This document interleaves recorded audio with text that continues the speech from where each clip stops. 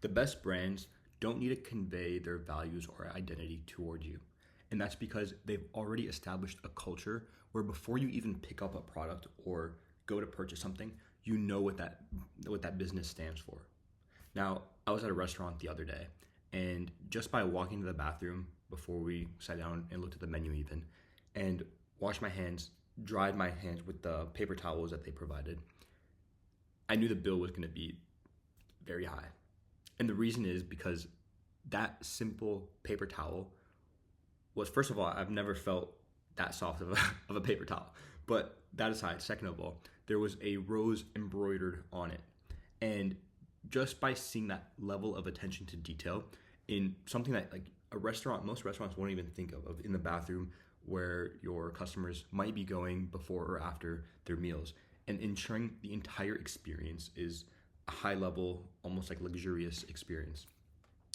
And it's the same thing with all other brands. Like if you think of Nike, you think of athletes and you think of energy and you think of movement because their entire culture is surrounded by winning and just doing it, just taking action. And you see all these high level athletes that are sponsored by Nike or even other similar sports brands. And many people want to become like LeBron, become like Curry. Actually, Curry is what, Under Armour? Anyways, a lot of these, Michael Jordan, a lot of these companies, a lot of these customers want to become like the people that are connected to these brands. So when you can take a face of a well-known person and connect it to a brand, your brand, people, an audience from both ends, audience in the athletic sportswear want to identify as Michael Jordan. Audience of Michael Jordan want to feel more connected to Michael Jordan and in turn buy Jordans to shoe. Now, again, these brands aren't doing this in a tacky way. We're saying, oh, we're all about sports or we're all about basketball or whatever it is. Instead, it's ingrained into their philosophy, into their way of life, their way of business, and their culture, both inside and out. So when you're hiring, the things that you're looking for to fit the culture, when you're doing PR or you're running ads or you're pushing things out, every single thing should be aligned with that vision, with that company value of what do you stand for? What's the tone that you're using?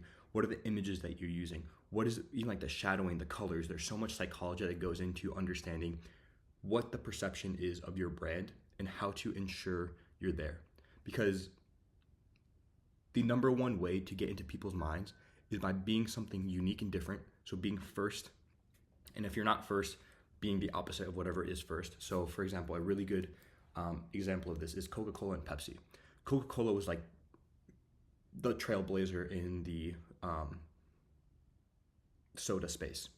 And Pepsi was second, but they were second by like a long shot. Like it was like first and second, third, fourth, fifth.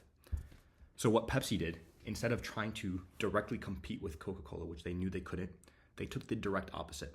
So while Coca-Cola said this was like the drink for everyone, Pepsi was like, no, this isn't for everyone. This is for the people who are young. And that did so well because people like to identify as being young.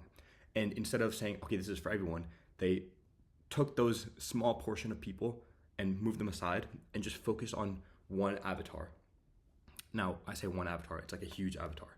But it made people who even maybe on the older side identify as younger and want to buy Pepsi because they identified as they're younger.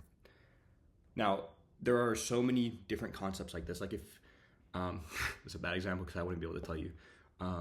But a lot of people will be able to tell you who the first person to fly was. But most people can't tell you who the second or third is. Now that just expand on the why it is so important to be first in your industry. And if you're not first, you find an area to be first in. And if you can't do that, you take the opposite. Whatever first is, be the exact opposite because there will always be people on both sides. As long as you do it strategically and correctly, obviously. Now, again, when you talk about businesses building their brands, it's not about this tacky sense of, what is our logo, or what is our logo, or what are our colors, or what is the font that we're going to use. Now, like that's important, but that's such a prerequisite That is like, I don't even consider it as building a brand, because the brand comes around that. What are your values? When someone thinks of your business, what are they thinking about? And who are they? Like, what are the things that they do? What are the things that they value? And why do they value that? So like a lot of these, like for example, let me think of like Vineyard Vines, like super white golf type audience, that they know that they need to have some sort of like high-end text where sans serif, no fancy archaic text. It should be bold, it should be simple and easy to read, easy to understand, easy to convey, and dare I say, like lacking of culture. I guess you can say, like, you don't want like no swirls. But when you think of what a brand is, what a business is, you can start to realize or build towards what their logo, what their fonts, what their tone, what their audience should look like and does look like. And a lot of times you'd be surprised if you actually understand it. Without knowing what it is, you can make it out and figure it out pretty easily.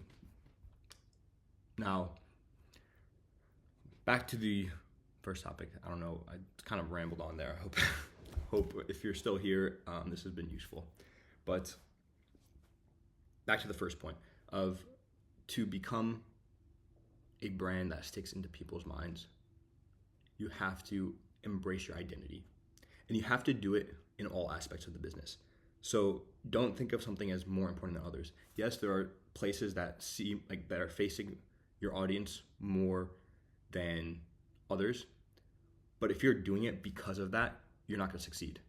Because just like this restaurant that had these embroidered high-end napkins in their bathrooms, you need to have this sense of identity in all aspects of your business.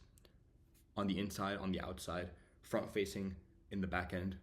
Everywhere you look, it should feel like the same business. It shouldn't feel like you're putting up a front for your audience and then in the back is just nowhere near what that is.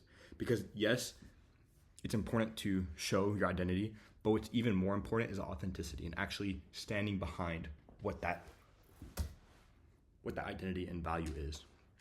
Now, I hope that kind of puts it together a little bit, but that is all I got for you guys today, and I will see you guys next time. Peace.